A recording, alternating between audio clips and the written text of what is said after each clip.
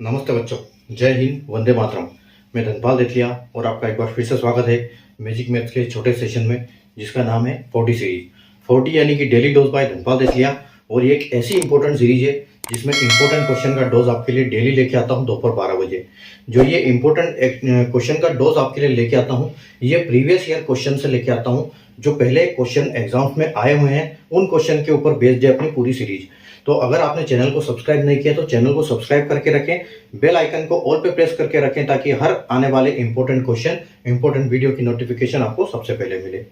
अगर आपने अभी तक सेशन को लाइक नहीं किया, शेयर नहीं किया, तो लाइक कर दीजिए, शेयर कर दीजिए। और ये जो एक इंपॉर्टेंट सीरीज जो मैं आपके लिए लेके आता हूँ, ये मैथ्स के दोनों पार्ट से लेके आता हूँ, एरिथमेटिक और एडवांसमेंट दोनों से।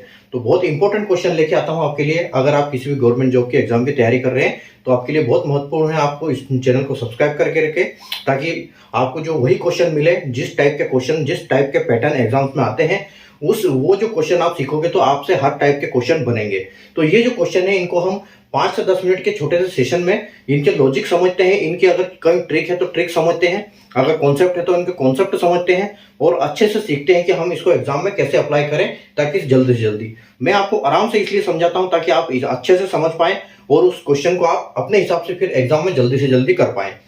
तो ये मेन मुद्दा है आपको समझाने का, इसलिए 5 से 6 मिनट लगती है, नहीं तो इन क्वेश्चन को जो 1 मिनट से ज्यादा नहीं लगती इनको सोल्व करने में। देखो, अगर आज का क्वेश्चन की बात करें तो आज का क्वेश्चन है एरिथमेटिक प्रोग्रेशन का। ठीक है, तो बहुत बार हमने इस टाइप के क्वेश्चन देखा हुआ है। ये जो क्वेश्चन आप बोर्ड पे देख रहे हो, एरिथमेटिक प्रोग्रेशन यानी समांतर श्रेणी। ठीक है, तो समांतर श्रेणी का ये जो क्वेश्चन है, ये आरआरबी एनटीपीसी में टीयर 1 एग्जाम में 2021 में देखा गया था। ठीक है, तो ये क्वेश्चन जब आया था तो इस क्वेश्चन को हम सोल्व कैसे करेंगे वो मैं आपको बताऊंगा। ठीक है, क्योंकि ये जो एरिथमेटिक प्रोग्रेशन है और ये सब क्या है, मैथ्स के बेसिक जो फाउंडेशन है उसके टॉपिक्स है। तो ये वाले टॉपिक्स आपके यूट्यूब पे बहुत कम देखने को मिलेंगे, क्योंकि जो नॉर्मल सब चलते हैं रूटीन में वो चैप्टर तो आपको हर जगह मिलेंगे, लेकिन इस टाइप के चैप्टर आपको बहुत कम देखने को मिलेंगे यूट्यूब पर। तो देखो, क्वेश्चन क्या है कि find sum of first 7 terms of an arithmetic progression if the first term is 8 and last term is 64। ठीक है, एक समांतर श्रेणी के प्रथम 7 पदों का योग ज्ञात कीजिए यदि पहला पद 8 है और अंतिम पद 64 है तो। ठीक है, तो देखो, सबसे पहले आपको यह समझना चाहिए कि समांतर श्रेणी होती क्या है। तो समांतर श्रेणी देखो एक ऐसी सीरीज है, समांतर श्रेणी एक ऐसी सीरीज है जहां पर एक पद और दूसरे पद के बीच में डिफरेंस जो होगा, अंतर होगा, वो समान होगा, इसीलिए इसको समांतर श्रेणी बोलते हैं। ठीक है, तो ये जो सीरीज है ये सिर्फ प्लस और माइनस के ऊपर बेस्ड होती है, इसको बोलते हैं एरिथमेटिक प्रोग्रेशन।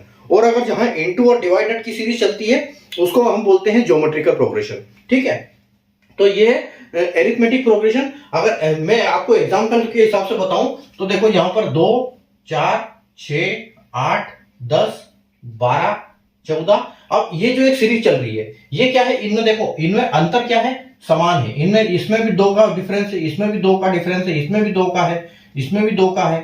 ठीक है, इसमें भी 2 का डिफरेंस है, यानी कि यहां पर क्या डिफरेंस 2 है और ये बढ़ते जा रहे हैं, इसका मतलब ये प्लस में है। ठीक है, यहाँ सब में 2 प्लस 2 प्लस 2 प्लस हो रहा है, तो ये क्या है, इसको बोलते हैं समांतर श्रेणी। और जो यहां से स्टार्ट होता है ये है पद।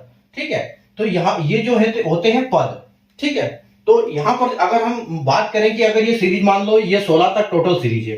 ठीक है, तो ये तो हमको पता चल गया कि यहाँ 2-2 का डिफरेंस आ रहा है। ठीक है, यहाँ 2-2 का डिफरेंस आ रहा है। तो अब इन पदों को क्या बोलेंगे, देखो, इसको हमेशा जो फर्स्ट टर्म होगा, फर्स्ट टर्म को हमेशा क्या बोलेंगे, ए। फर्स्ट टर्म को हमेशा ए बोलेंगे और लास्ट वाले टर्म को हमेशा बोलेंगे एल। ये लास्ट टर्म और ये फर्स्ट टर्म। ठीक है, और इन जो बाकी टर्म्स को पता है क्या बोलेंगे, इन टर्म्स को बोलेंगे ए प्लस डी। ए प्लस डी क्यों बोलेंगे, क्योंकि यहाँ 2 है और ए का मतलब 2 है, और 2 प्लस 2 अगर डिफरेंस का इसमें ऐड करेंगे तो 4 हो जाएगा, यानी यहाँ पर ए प्लस डिफरेंस, डी को बोलेंगे हम डिफरेंस। ठीक है, इनको ये जो पद है डिफरेंस रहेगा, इसको बोलेंगे हम डी। ठीक है, तो देखो ये वाला हो जाएगा 2 आपका डी। ठीक है, ए प्लस डी हो जाएगा।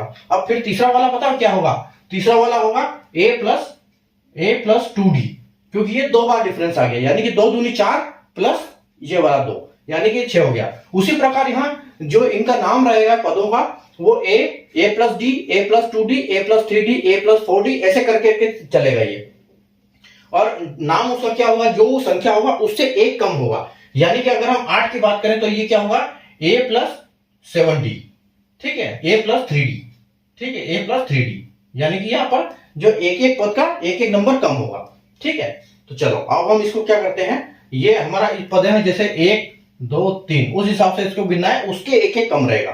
ठीक है, तो अब हम देखते हैं हमारा क्वेश्चन पे आते हैं कि क्वेश्चन हमारा देखो क्या है। क्वेश्चन हमको दिया है कि एक सीरीज है अरिथमेटिक प्रोग्रेशन की, हमको फर्स्ट 7 टर्म्स की ज्ञात करना है। देखो टर्म्स कितना भी हो, कितने भी पद हो किसी सीरीज में, लेकिन अगर हमको बोला है कि पहले 7 पदों का हमको योग ज्ञात करना है, तो हमको मान के चलना है कि हमारे उसमें 7 ही पद है। ठीक है, तो अगर 7 पद की हम बात करें तो देखो 1 एक पद plus 2 plus 3 plus 4 plus 5 plus 6 plus 7, ये हमारे 7 टर्म्स है ना। 1 2 3 4 5 6 7, ये हमारे 7 पद हैं। ठीक है, तो 7 पद के हिसाब से अगर इन्होंने बोला है कि आपका फर्स्ट टर्म जो है 8 है और जो लास्ट टर्म है वो 64 है। ठीक है, तो फर्स्ट टर्म यानी कि 8 है, तो यहाँ पर 8 हो जाएगा। ठीक है, उसके बाद लास्ट टर्म इन्होंने बोला है कि 64 हो जाएगा। ठीक है, या 64 हो जाएगा। ठीक है, पहला 8 है और 7वां जो है और लास्ट टर्म है वो क्या है, 64 है। और हमको टोटल क्या ज्ञात करना है, इनका योग ज्ञात करना है, टोटल का योग ज्ञात करना है हमको। ठीक है, तो टोटल का अगर हम योग ज्ञात करेंगे, देखो तो यहां पर एक हमारे पास फॉर्मूला रहता है। ठीक है, यहां पर क्या होता है कि sum of all terms, sum of all terms का फॉर्मूला क्या है, sum n upon 2 into a plus l। ठीक है, n यानी कि लास्ट संख्या, जो हमारा नंबर होगा टोटल वो संख्या आएगी, और 2 हमेशा 2 से भाग होगा, और मल्टीप्लाई में पहला और लास्ट पद, इसीलिए पहला और लास्ट पद आपको दिया गया है यहाँ पर। ठीक है, तो अगर हम इसको सॉल्व करेंगे तो n का मतलब क्या हो जाएगा, टोटल हमारे पद है 7। ठीक है, नीचे आपका 2 आएगा, मल्टीप्लाई किससे होगा, मल्टीप्लाई 8, पहला पद 8 है। ठीक है, और प्लस आखिरी का पद है 64। ठीक है, यानी कि आपका यहाँ पर क्या हो जाएगा, 7/2, और इस ये जुड़ जाएगा 8 और 64 का, यानी कि ये 72 हो जाएगा। ठीक है, और अगर 2 से इस 72 को काटेंगे तो ये आपका 36 हो जाएगा। ठीक है, अब यहाँ पर इसको मल्टीप्लाई करना है आपको, तो 7 6 42 का 2 आएगा आपको, रिमाइंडर 4 आ गया, 7 के 21 और 4 25। ठीक है, यानी कि आपका जो यहाँ पर पद आएगा फाइनल आएगा वो क्या आएगा, टोटल पदों का योग क्या आएगा आपके पास 252, यानी कि 252 आपका फाइनल आंसर होगा। ठीक है, और अगर हम ऑप्शन की बात करें तो ऑप्शन नंबर डी आपका जो यहाँ पर है वो बिल्कुल करेक्ट आंसर हो जाएगा। ठीक है, तो ये है मतलब आपको ये सम ऑफ ऑल टर्म्स, अगर सारे का सम निकालना है तो आपके लिए ये फॉर्मूला है n upon 2 a plus l। सारी संख्या दी हुई है, बस आपको फॉर्मूला पता है तो आपको कोई दिक्कत नहीं है। ये तो मैंने आपको समझाया है कि इसका लॉजिक क्या है, क्या क्वेश्चन बोलना चाह रहा है। ठीक है, लेकिन इसको आपको कोई करने की जरूरत नहीं है कि जैसे आपको पता है कि हाँ सम ऑफ ऑल टर्म्स का फॉर्मूला है n upon 2 a plus l, तो आपने देखा कि आपको 7 टर्म्स दिया हुआ है टोटल, 7 n की जगह 7 रखो अपॉन 2 और ब्रैकेट में 8 प्लस 64 72, ऐसे करो, 72 का आधा सीधा कर दो।